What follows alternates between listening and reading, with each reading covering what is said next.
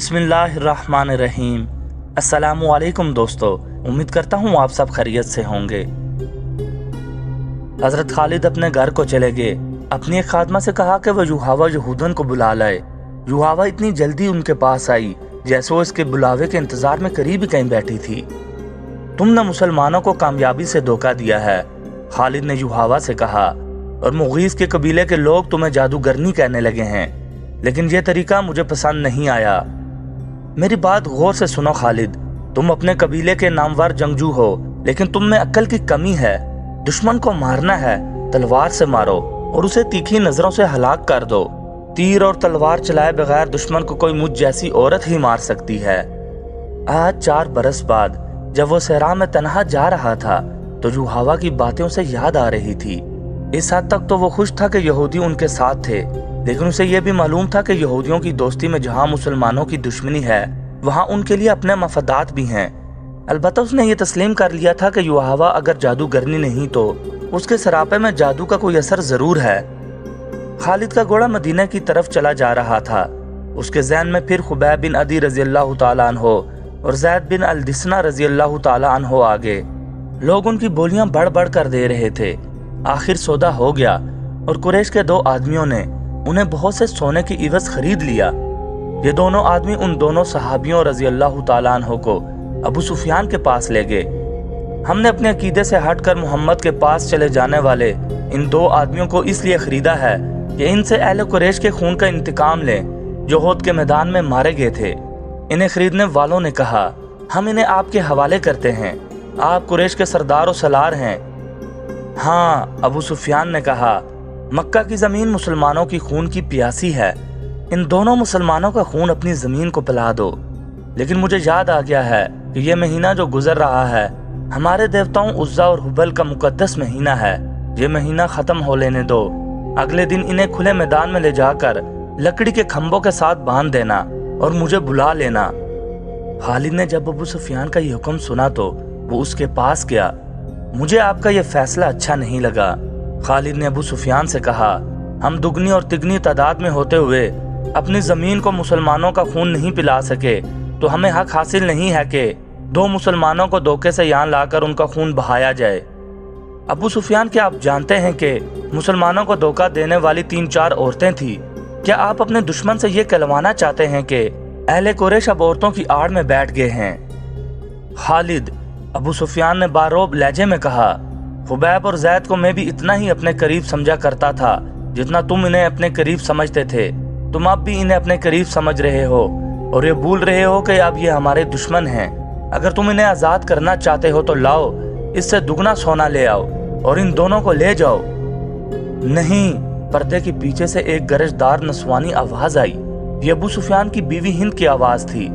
उसने गुस्से से लरजती हुई आवाज में कहा, हमजा का कलेजा चुबाकर मेरे सीने में इंतकाम की आग सर्द नहीं हुई है।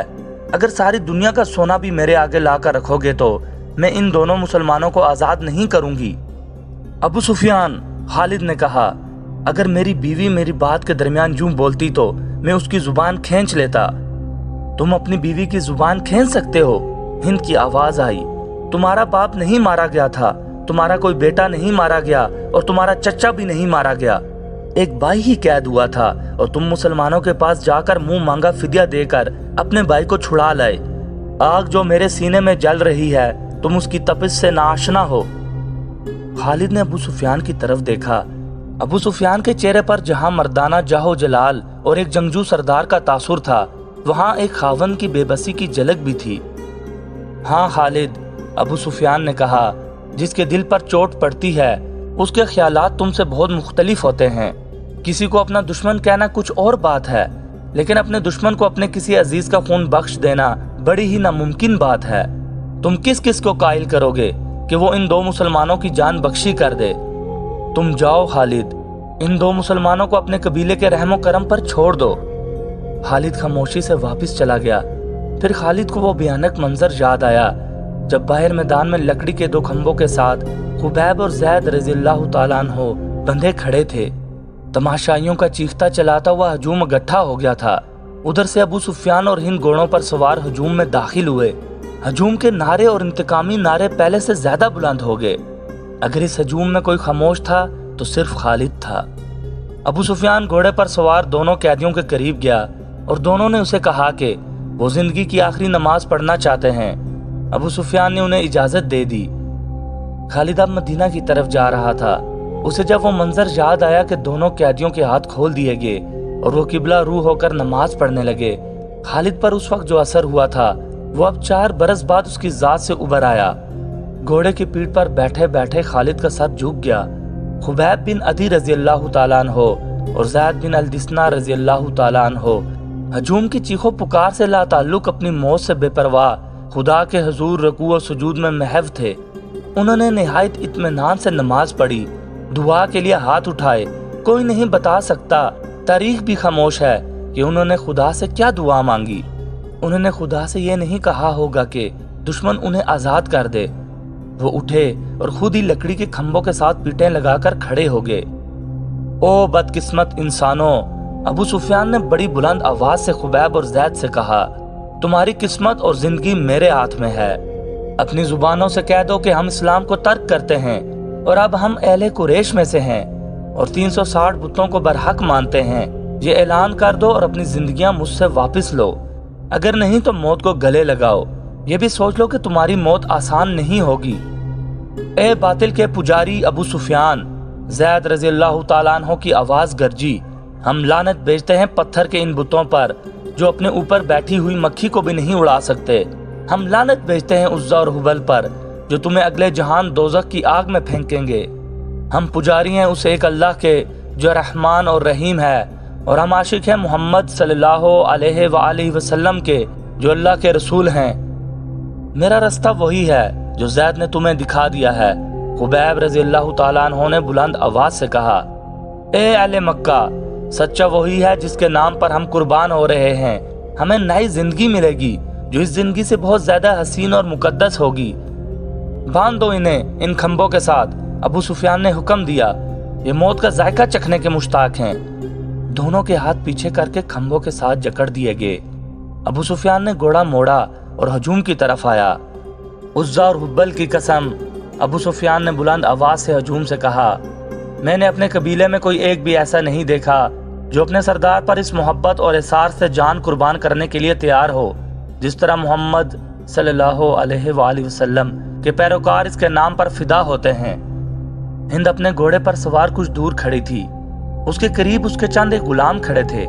एक गुलाम ने अपने आकाओं को खुश करने के लिए जोश का ऐसा मुजाहिरा किया कि बर्छी तान कर दोनों कैदियों की तरफ किसी के हुक्म के बगैर बड़ी तेज दौड़ा और खंबे से बंधे हुए ज़ैद रज़ी अल्लाह तआला अन्हु के सीने पर बर्छी का इतना जोरदार वार किया कि बर्छी की आनी ज़ैद की पीठ से बाहर निकल गई। ज़ैद बिन अल-दिस्ना रज़ी अल्लाह तआला अन्हु फौरन शहीद हो गए। इस गुलाम ने सीना तान कर हजूम की तरफ खराजे तहसीन की तवक्को पर देखा, लेकिन हजूम कुछ और ही किस्म का शोर बुलंद करने लगा। तमाशाई कहते थे कि ये कोई तमाशा नहीं हुआ, ये मुसलमान इतनी आसान मौत के काबिल नहीं, हमें कोई तमाशा दिखाओ। कत्ल कर दो इस गुलाम को जिसने एक मुसलमान पर इतना रहम किया है कि उसे इतनी जल्दी मार डाला। हिंद ने दबी आवाज में कहा। कई आदमी तलवारें और बर्छियां लहराते उस गुलाम की तरफ दौड़े, लेकिन बहुत से आदमी दौड़कर इन आदमियों और गुलाम के दरमियान आ गए। खबरदार, पीछे खड़े रहो, एक आदमी ने जो घोड़े पर सवार था ललकार कर कहा। अरबी खून इतना बुज़दिल नहीं कि 2 आदमियों को बांध कर मारने के लिए कुरैश का पूरा कबीला इकट्ठा हो गया है। खुदा की कसम, अबू सुफियान की जगह अगर मैं होता तो इन दोनों आदमियों को आज़ाद कर देता। ये हमारा खून है और ये हमारे मेहमान हैं, हम इनसे मैदान जंग में लड़ेंगे। ये खालिद था। ये ठीक कहता है। हजूम में से कई आवाजें सुनाई दी। दुश्मन को बांध कर मारना अरब की रवायात के खिलाफ है। तमाशाइयों के हजूम में से बेशुमार आवाजें ऐसी सुनाई दे रही थी जो कहती थी कि हम तमाशा देखेंगे, हम दुश्मन को इस तरह मारेंगे कि वो मर मर कर जिए। थोड़ी देर बाद तमाशाइयों का हजूम 2 हिस्सों में बंट गया। एक गिरोह खुबैब रज़ियल्लाहु ताला अन्हु के कत्ल के खिलाफ था, उसे वो अरब की रवायाती बहादुरी के मुनाफिस समझता था, और दूसरा गिरोह खुबैब को तड़पा तड़पा के मारने के नारे लगा रहा था। खालिद ने जब अहले मक्का को और दूर दूर से आए हुए तमाशाइयों को इस तरह एक दूसरे के खिलाफ नारे लगाते देखा तो वो दौड़ता हुआ अबू सुफियान तक गया। देख लिया अबू सुफियान, खालिद ने कहा, देख लें यहाँ मेरे कितने हामी हैं। एक को मार दिया है, दूसरे को छोड़ दें, वरना अहले कुरैश आपस में टकरा जाएंगे। हिंद ने खालिद को अबू सुफियान के पास खड़ा देखा तो वो समझ गई कि खालिद भी खुबैब की रिहाई का हामी है। हिंद ने घोड़े को एड़ लगाई और इन दोनों के पास जा पहुंची। खालिद, हिंद ने सख्त बिफरी हुई आवाज में कहा, मैं जानती हूं तुम क्या चाहते हो। क्या तुम अबू सुफियान को अपना सरदार नहीं मानते? अगर नहीं तो यहाँ से चले जाओ। मैंने जो सोचा है वो होकर रहेगा। खालिद, अबू सुफियान ने कहा, अगर तुम समझते हो कि ये मेरा हुक्म है और मेरे इरादे सही नहीं तो भी मुझे इन पर अमल करने दो। अगर मैंने अपना हुक्म वापस ले लिया तो ये मेरी कमजोरी होगी। फिर लोग मेरे हर हुक्म पर यह तवक्को रखेंगे कि मैं अपना हुक्म वापस ले लूं। खालिद को आज मदीने के रास्ते में याद आ रहा था और उसे अफसोस हो रहा था कि उसने अबू सुफियान का हुक्म मान लिया था। खालिद की खूबियों में से सबसे बड़ी खूबी नज़्म व नस्क और अपने सरदार की इताअत थी। उसने अपने सीने पर पत्थर रखकर सिर्फ इसलिए अबू सुफियान का हुक्म मान लिया था कि अहले कुरैश में हुक्म अदूली की रवायत कायम न हो।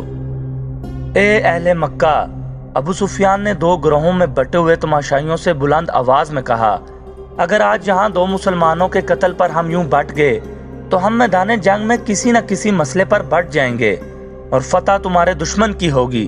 अगर अपने सरदार की इताअत से यूं इनहराफ करोगे तो तुम्हारा इंजाम बहुत बुरा होगा। हजूम का शोर और गौगा कम हो गया, लेकिन खालिद ने देखा कि अहले मक्का के कई एक सरदार चेहरों पर नफरत के आसार लिए वापस घरों को जा रहे थे।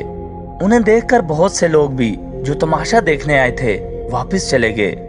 खालिद वहां नहीं रुकना चाहता था, लेकिन वो खतरा महसूस कर रहा था कि दोनों ग्रोह आपस में टकरा जाएंगे। उसके अपने कबीले के ज्यादातर लोग तमाशाइयों में मौजूद थे। वो कम से कम अपने कबीले को अपने काबू में रख सकता था। हिंद ने तमाशे का पूरा इंतजाम कर रखा था।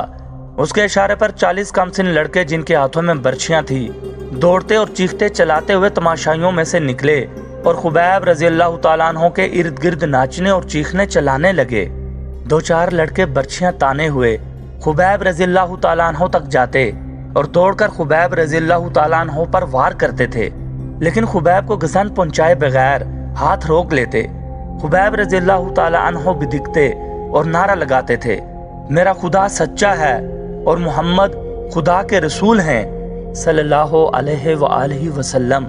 चंद और लड़के इस तरह बर्छियां तान कर उन पर हल्ला बोलते जैसे खुबैब रज़ियल्लाहु ताला अन्हु के जिस्म को छलनी कर देंगे, लेकिन वार करके वार रोक लेते। खुबैब रज़ियल्लाहु ताला अन्हु के बिदिकने पर तमाशाइयों का हजूम दादो तहसीन के नारे और कहके लगाता। लड़कों का यह खेल कुछ देर जारी रहा।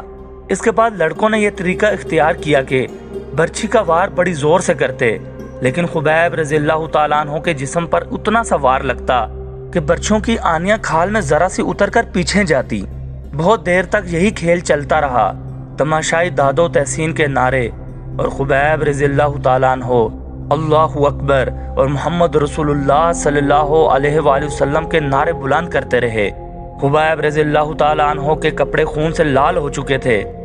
अबू जहल का बेटा इकरमा हाथ में बर्छी लिए इन लड़कों के पास जा पहुंचा और उन्हें हदायत जारी करने लगा। लड़के अब अपनी बर्छियां खुबैब रज़ियल्लाहु ताला अन्हु के जिस्म में चुबो रहे थे। वो गोल दायरे में घूमते और नाचते थे। खुबैब रज़ियल्लाहु ताला अन्हु के जिस्म का कोई भी हिस्सा ऐसा ना रहा जहां बर्छी ना चुभी हो और वहां से खून ना टपक रहा हो। उनके चेहरे पर भी बर्छियां मारी गईं। जब बहुत देर गुजर गई और लड़के नाच नाच कर और बर्छियां चुबो चुबो कर थक गए तो इकरमा ने लड़कों को वहां से हटा लिया। खुबैब रज़ियल्लाहु ताला अन्हु खून में नहाए हुए थे और अभी जिंदा थे और हर तरफ देख रहे थे। उनके नारों में कमी नहीं आई थी। इकरमा उनके सामने खड़ा हो गया और बर्छी तान कर खुबैब रज़ियल्लाहु ताला अन्हु के सीने में इतने जोर से मारी कि फासला कम होने की वजह से बर्छी खुबैब रज़ियल्लाहु ताला अन्हु के जिस्म से पार हो गई और खुबैब रज़ियल्लाहु ताला अन्हु शहीद हो गए। इन्ना लिल्लाहि व इन्ना इलैहि राजिऊन। इनकी लाशें यहीं बंधी रहने दो, हिंद की गरजदार आवाज सुनाई दी।